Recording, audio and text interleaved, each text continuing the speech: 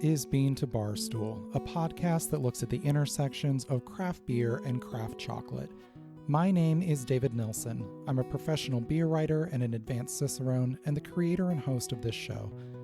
The music for this episode is by my dear friend, indie folk musician Anna P.S. You can find out more about Anna's music in the show notes or at her website, annapsmusic.com. You can find links and information about our guests in the show notes as well. I hope you enjoy this episode of Bean to Barstool.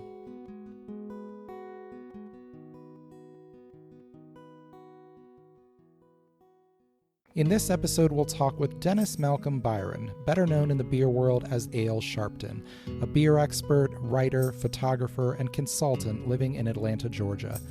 Ale is one of the most respected voices in the craft beer scene, and he's a passionate advocate for folks of all backgrounds, races, and identities to get to enjoy this beautiful drink. A few years back, he partnered with New Belgium Brewing and Xocolatl Small Batch Chocolate on a signature beer called Piano Keys that would open conversations and show newcomers what beer could be. We talk about the process for developing this chocolate vanilla Imperial Stout, his passion for flavor, and the road ahead for Piano Keys.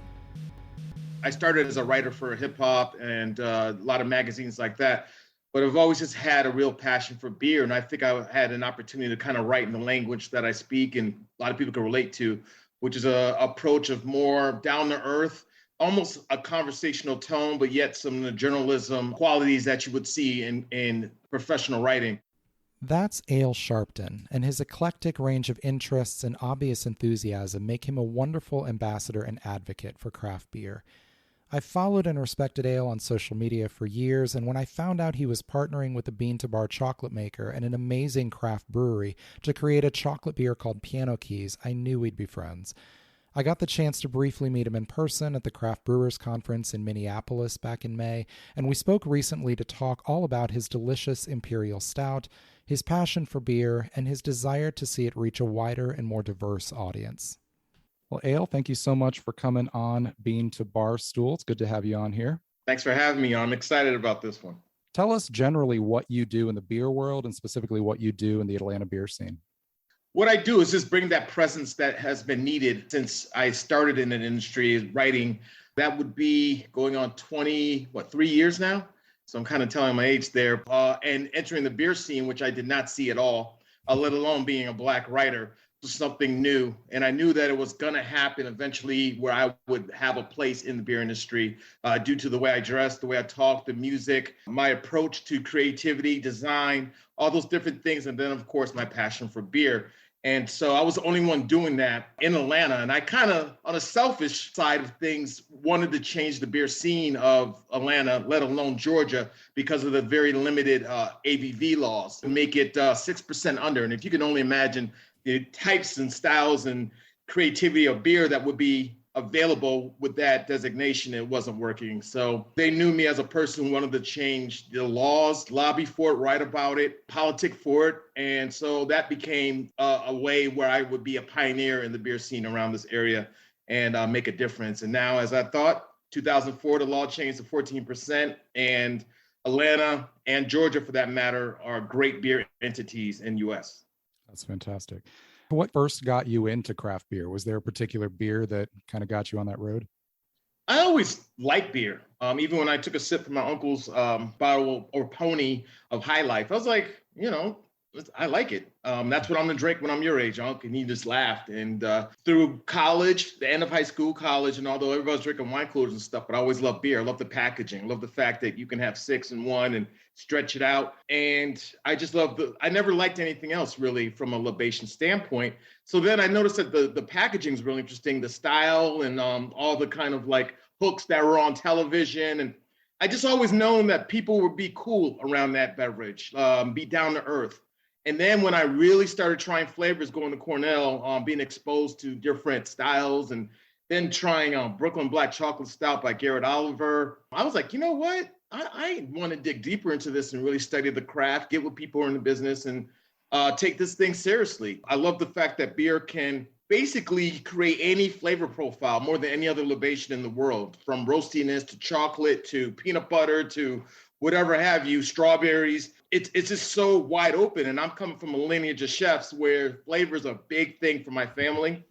So I was like, I gotta get in this industry and make it what it is and do some things, add a little bit of pizzazz, a little bit of funk to it, and do things in my way. And it's been successful formula ever since. So let's talk about Piano Keys. You're part of this ongoing collaboration beer brewed by New Belgium, using cacao nibs from Xocolatl, small batch chocolate there in Atlanta. Mm-hmm. How did your relationship with both of them get started? And what was the initial idea that led to this beer? I've always been cool with New Belgium. They just always respected the fact that it was started and co-founded by a woman, which was already a big standpoint for me. I'm all about progression. And the beers was always solid. I mean, they always made great beers. They're pioneers. And so throughout the years, I've always befriended their staff and people they worked with. And we always just got along. And they approached me with the idea of, hey, this DEI thing and just diversity in general. And we want to step our game up in that department. And we think you'd be the best person in the whole world to kind of help us get there through consultation and whatever ideas you might come up with. And I said, I've been approached a few times, but this just seemed like the perfect fit for me. I appreciated New Belgium's reach and again, their history of being progressive, caring about the environment, a lot more to the next level than a lot of other breweries. And so I said, you know what? I love their reach as well and their story. So I said, you know what? I can accept this and be a consultant, but doing it my way. And so they're like, okay, what do you think? We want to diversify our people who are around our beers, our staff, our initiatives, give back. What do you have in mind? So I said, we'll meet. So they flew me up to Colorado and I sat down at the table and they're ready to hear what I have to say. And I said, we're going to make a beer. This is like the CEOs and the head of advertising, head of marketing, everything. And they're like, oh boy, they said, that's cool, but we're going to have to come up with a name. We're going to have to come up with a style. We're going to, that might take a lot of time. I said, I cut all that out because I have this beer right here. I want to make a beer with you because you guys not only have how much respect I have for you, but the reach. And I think you guys can make it happen. And they said, okay, what kind of beers? I said, it'll be an Imperial Stout. And not only Imperial Stout be brewed with chocolate and vanilla. They're like, okay, why Imperial Stout? I said, because you guys don't make them often. I care about your marketing as well as I care about my initiative, what I want to do. They're like, wow, okay. And I said, I want to make it a chocolate vanilla because I think we need to make a beer. I'm an IPA fanatic, but I wanted to make a beer that would kind of educate people to know that beer is more than just fizzy or yellow, whatever the masses believe it is, and always bitter. I want to teach that as a culinary aspects to it. Again, reaching back to my culinary lineage. And they're like, wow, okay. And they said also, with chocolate vanilla is interesting. I said, yeah, ebony, ivory, black, white. They were like, oh, got you. So they were all over that. And then they said, okay, but the name, we got to come up with that. So I already have the name. It's called Piano Keys, Ebony, Ivory. They were like, wow.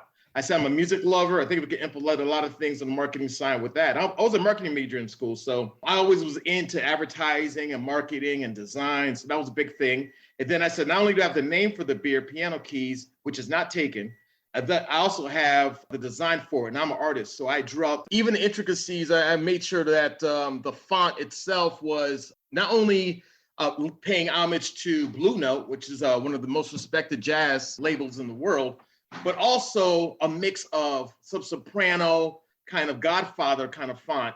And so I wanted to make a gangster stout, so there you go. Nice. And they were just floored and really did a great job, to the very point where I wanted to take my favorite glass, inside the A to enhance the A, which stands for L.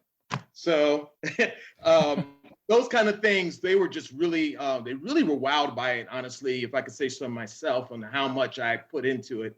And I guess I didn't leave with the answer no, because they were totally into it. With the agreement, though, that this beer, I would be totally involved in all the design, the ABVs, everything else. And then I wanted to, with this, do an event at different places, respected beer bars, if not throughout the nation, especially starting in Atlanta, that would launch the beer. And I promised everybody who would host that it would be the most diverse and most just incredible experience that you've ever hosted at your bar, regarding showcasing what beer can really bring to the table if you just put the work in. And it was. Every event, we did a launch Brick Store, which is one of the biggest beer bars in the world. They are like world class. The Porter hosted it. The Argosy, all these great pockets that we have here in Atlanta. It just was amazing. And the response was just that. It was the most diverse crowds they ever had. We had music, we had fun, and everybody loved the beer. And I mean everybody. They were educated. A lot of people like, wow, I didn't know beer could be dessert. Even my dad, who doesn't drink beer, was like, this is delicious. and it worked. Also, the biggest thing was having a fundraising element kind of implemented in it as well. And with that, we set up a foundation called BrewGether, which I came up with along my wife, Andrea. And it was a fund that we would give to different really needed, like the ones that really needed the money, those kind of nonprofits. So it's kids that want to learn instruments. There was Black farmers. There were gardeners who needed a new roof on one of their properties and different things like that. We were giving back to them. We also gave back to the Giving Kitchen, now Bottle Share. So setting all these things up with a little bit of a minority focus, but also for people who just need the money, not just some big organization that'll take the check and was like, yeah, thanks, and put it in the drawer. These people are like, wow, we needed this for whatever the cause was. So it was very successful. And now we're going into our 4th year. And I'm one of the first Black men, if not the first Black man, to have his name on a can of distributed of this magnitude, which is also really dope. Ale Sharpton is on there. So it's just been a wonderful, exciting collaboration, and it's ongoing. It wasn't just the one and done thing. New Belgium has been true to their word of continuing to be a part of this initiative and find other ways that we can do it and step our game up. So we're in the process of making a new batch. Every beer is slightly different, and we're going to be making a new batch for the fall very soon. So I'm excited about that. We'll be part of GABF and doing some cool stuff with that too. So stay tuned. Cool. I'll be out there. So. Yeah, I'll be at GABF. I'll look forward to that. What are the variances? How does it change? My overall goal was to use vanilla and chocolate and getting it from places that have fair trade and take care of their workers. And so New Belgium helped me with the research of finding those spots. So we got vanilla from Uganda, and we got the chocolate. The first time was from Nicaragua through Xocolatl, who goes through so many hoops to make sure that cacao that they're resourcing from is totally ethical and done correctly right. And I wanted something local. So I said, look, I want to have some local presence. These guys are literally 4 blocks away from me in a place called Croc Street Market. And it's a husband and wife team. And the chocolate's not super sweet. And so they had all those things I wanted. There's a minority owns it, which is really cool too. And we said, let's go with it. So they had the nibs shipped out. The Nicaraguan was a little more sweeter. The next round we did was from Uganda, which is really dope. And we kept that for 2 years because a little bittersweet. It gave a nice consistency to it. So I think the first batch was like an A- because I'm very critical. Everybody's like, it's an A. But this one, this last 2 batches is an A to me. I changed a little bit in terms of a little bit more fuller, a little more smoother, and then a little more notes on the chocolate. So this one was a banger. It was just the right amount of vanilla. So the balance was definitely key as well. So it's been an awesome experience, and we're not letting down at any time soon. So it sounds like you have ongoing creative influence on the actual recipe of the beer. What's that process like, working with somebody the size of New Belgium? Do you call them up on the phone and say, this is what I want to do? Like, how's that work? We've been Zooming the hell out of each other, dude, especially during the pandemic. So shout out to my boy, Andrew Emerton, who is a part of the whole marketing for New Belgium. He's been really a fun person to work with, and was never a issue of, no, we can't do that. It's like, let's figure this out. And that's what really boosted my morale to work on a long-term basis. And working with Steve, the CEO, has been awesome. And now they have a DEI program that they implemented, which is dope. And then even down to the glassware, they love my idea of having the piano keys on it so that when you fill it with a stout, the keys fill up in black. That is cool. Yeah, so I got to get you one of these as well. We had a couple of minority vendors who helped put that together. The glassware was done by my boy, Mike Potter, who's with Black Beer Culture. He made my vision come alive, and I have a Teku glass, so it only makes sense. Yeah. So that's been really cool, man. It's been fun. I'm making my own merch. I'm gonna be selling a whole new line soon, but I made a hoodie. There's so many cool things going on, and I have other surprises on the way. So I'll definitely keep you posted on that. Yeah, can't wait. So what was your familiarity like with bean to bar craft chocolate before this? You mentioned the excitement of being able to use ethically sourced cacao from Xocolatl. Did you have much of an awareness there before that? We'll be right back. Hey everyone, Final Gravity Issue 5 is now available in the shop on beantobarstool.com. This fifth issue of our zine, telling personal, human-centered stories from the world of beer, is full of great articles. Bano Segudu tells the story of the South African beer style Umkombothi, poignantly explaining its role in her culture and the importance in her family's celebrations and milestones. Maria Krugliak writes about discovering the Portuguese half pint after moving to Portugal during the COVID-19 pandemic. Amanda Bruns and Obakeng Malope discuss the water spirit Mamuhaswa and the collaboration beer they brewed in her honor. These and numerous other stories fill the 56 pages of this zine. We've expanded it and added a few features for this issue. It's full color, full of lots of beautiful photography and art. Definitely check this out. It's on beantobarstool.com/shop. You can purchase this issue or subscribe, and you can always support us on Patreon and get extra perks as well. Cheers.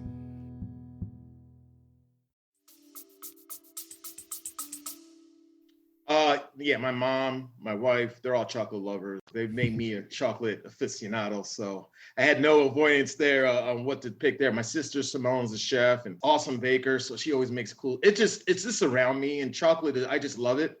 Like if I have to pick, I'm not a real dessert dude, but if I do, it's going to be something dark chocolate. I wanted to do that in beer, and who's going to say no to chocolate? Not many people. And then on the culinary side, chefs, I went to them and they created things with it. They made sorbets. They made a chocolate braised lamb. I've done beer dinners with a lot of different world-renowned chefs, which has been really awesome. And then I'll do respect to Garrett Oliver. He kind of gave me a little bit of influence in that regard too. A guy I really respect and admire. I did mine a lot different from his, but at the same time, he gave me the idea that not only can a Black man be successful in this industry, but also the idea that chocolate could be in beer. So I always give props where props to do. We always are kind of influenced by somebody. So give flowers when you can.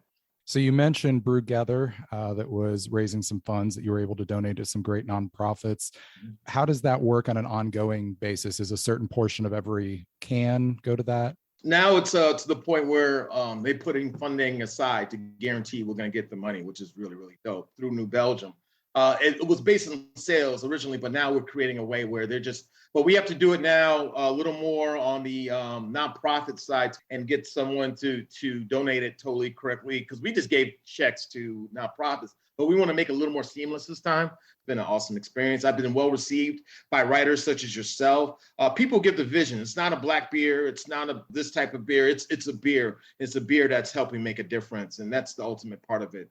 Well, beyond that monetary difference that it's able to make, both you and New Belgium had the idea that you did want this to kind of convey that beer is for everyone and everybody is welcome at the table.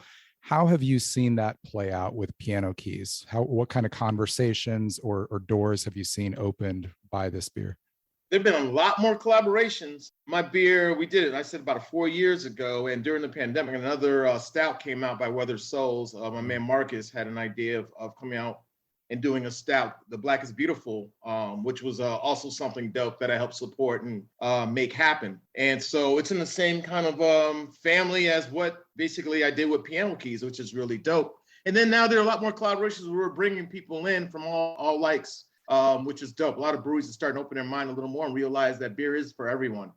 And hiring too. So there are a lot of different things that are cool with that. Also, what I love about it is with Piano Keys, the Piano Key Stout, at Piano Key Stout, a lot of people are posting and tagging Piano Keys, and you see how diverse that crowd is, or saying how great the beer is. It's not just a great cause, it's actually a great beer. And I mean, New Belgium's going to make sure that this is totally on point, which I also appreciate. They're very meticulous in that regard. Just every time it comes out, people are looking for it, want to do things, support the brand by buying the shirts and the different merch I have. A lot of cool merch I have coming out soon that I'm excited about, as you can see, because I said it twice. But also just, it brings everybody together. It truly does. It's exactly the vision I had for it is coming to a reality, which is really, really a beautiful thing. So you look on the Instagram or you look on my page, my following is very organic, and it's been through years, decades of just hitting the pavement and letting people know that beer is totally for everybody. I had a conversation with Dr. J last year on this show. Oh, that's the homie. Yeah.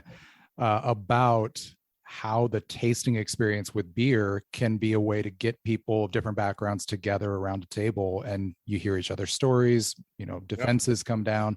Talk a little bit about how you've seen that work with beer, whether it's Piano Keys or another, of just the tasting experience, being able to do that. No doubt. I think the biggest catalyst, in my opinion, is social media, because social media is showing that different people can drink beer. Before social media, especially Instagram, Black people, Asian people, a lot of people didn't see us drinking the beer. They just were seeing what was on TV, the Bud Light commercials or whatever the hell, has the money to have television advertising. That was really the focus. And that's all that people are approached by. But now you have social media. We see people of all likes drinking together and enjoying themselves. It's picking up where people or different races doesn't see a whites only sign on the doors. It's just a matter of they've never been approached or never been marketed to or never been welcomed. A lot of times, some breweries are very, very progressive in that regard. I'm not saying all breweries are like that, but especially on the craft brewery side, it's becoming a lot more organic and a little more welcoming now that people see that they are drinking beer and enjoying beer. And I'm happy to be a part of one of the first people to really show that beer could be for everybody and have a position on the employment side of creating a career in beer, not just by brewing, but you can be doing it through marketing, design, whatever the case may be, sales. So the beer industry is moving up. There's still only 1% ownership on the Black side, but at the same time, the beer industry is growing. So there are a lot more Black-owned breweries too, but it's still that 1% thing that's going on. But, things will gradually change. This is going to be a marathon, not a sprint. You've alluded to this a few times, but walk me through the beer itself. What's the flavor profile of Piano Keys that people can expect? When you drink this, first of all, the aroma is going to hit you in a pleasant way. I wanted to make sure that the notes of chocolate, like you taste the beer before you even taste it, and that's one of the best ways to try beer anyways, is smell it first. You're going to notice that the head retention is going to be a lot longer, which is dope too. That was a big thing. The head retention was a little lower on the first batch, but they made step that game up real quick because it's aesthetically pleasing to the eye as well as then you have your nose and everything else. You get notes of chocolate, you get some subtle hints of vanilla, but you're going to be thinking maybe a brownie and maybe some hints of coffee. And then when you take that first sip, you're going to definitely get chocolate on the front end, but it's going to be a dark chocolate where it's not going to be overly sweet. And I made sure that the texture would not be syrupy. That's a big thing with a lot of stouts that intimidates people. Oh, it's too heavy for me, or what? It's just like I'm drinking syrup, or it's like drinking fudge. I wanted to keep the body a little bit on the lighter side so it could be enjoyed in a different way from a lot of stouts out there for mouthfeel. And then I want to make sure that the texture would help with pairing in case you were having a dessert or something. Instead of it like you're pouring a fudgy beer on top of a brownie or something like that, you actually have brownie that's kind of, my texture is almost cutting it in a little ways, but still marrying the different flavors that it has. And then again, the vanilla is subtle. You don't want it overly vanilla or else again, it could get almost a soapy kind of reaction to it. So that didn't happen. The balance is always key. And the potency, it's at 10%, but it's not boozy. That was the other element I wanted. I don't want to be so like, oh my gosh, it's strong as hell. Instead of it's like, what is that? Like after having a glass, like, oh man, what is the ABV on this? And that's always I think a passion and a goal for a lot of brewers is you can't guess the ABV right off the mouthfeel or out the first sip. You kind of, it's about that balance. We're like, wow, this is this heavy or this strong or this is this light. You still get all these flavors. I wanted to make sure I walked that fine line, and New Belgium and I did a great job with that. So absolutely, It's a great pairing beer. Again, chefs have cooked with it so many different dishes from sweet to savory, and there's no limits to this beer. That's great. Tell me about your relationship to it. When do you reach for a can of Piano Keys? When people come over. Again, I'm an IPA guy. Like I'm drinking IPA right now, talking to you. I'm drinking the Creature Comforts Automatic, which I just wrote about. It's one of my favorite pale ales. This is light. I'm into sessionable things. So that way I could drink a few and still do some work, knock out an article. I don't know about you, but I always tend to have a beer when I'm writing a beer story, just to put me in the element, but that's just me. But it has to be a light beer. So Piano Keys is going to be something of a sexy night. And if you're a veteran beer drinker like myself and you can have a stout throughout the year. There's no just having it in the cold nights. Mm-hmm. These are always a perfect place for a stout. I see it with some music playing when you're chilling, relaxing, vibing out after a long day's work. And also see it as a closer a lot of times to a dinner. My beer dinners, I bring this out as a closer a lot, and man, it's shutting it down. people are like, wow, this whatever I pair with it, maybe something with a fruit element to it, like strawberries or raspberries or something light. And then this comes in, it's going to be like an amazing tasting experience for sure. So it's more culinary. I like to show it off and bring it to people as gifts. A lot of people buy it as gifts and gives it to people who might have access to it around the nation, which is always dope. But we're working on that reach right now too. What story is Piano Keys telling? It's telling that with the right people and the right open-minded people who have the resources to believe in a project that you come up with, this is what the result is, and it's a success. The immediate part was, and I wasn't worried with New Belgium when I immediately came to them. I know they're big and they got a lot of stuff going on, but they have the capacity to do limited batches to see what happens and then go from there and grow incrementally. They have access to canning, which is really big right now, shortage of aluminum. All these things I took into consideration before signing on. And then, of course, the reach. But it's something of a dream I've had. People for years upon years have said, you need to come out with your own beer. And finally, I can say I'm to the comfort zone where I came out with mine. And not only was it from a beer standpoint, from a design and marketing and doing something I love. And I think that this is going to only open doors to so many other things. And also I learned that beer can give back, which is very important to me. So that open-mindedness is key. And I've taken advantage of that and feel blessed with everybody who are embracing the different things that I have going on, especially you. Again, I'm thanking you once more because of your stature and what you're doing. Thank you for what you're doing to the beer industry. And again, it's an honor to be on it for your show. Well, it's an honor to have you on here. The beer is fantastic, from the actual liquid itself to the branding to the story behind it. I just love everything about Piano Keys. So thank you, brother. Thank you so much for spending some time talking with me today. I really appreciate it.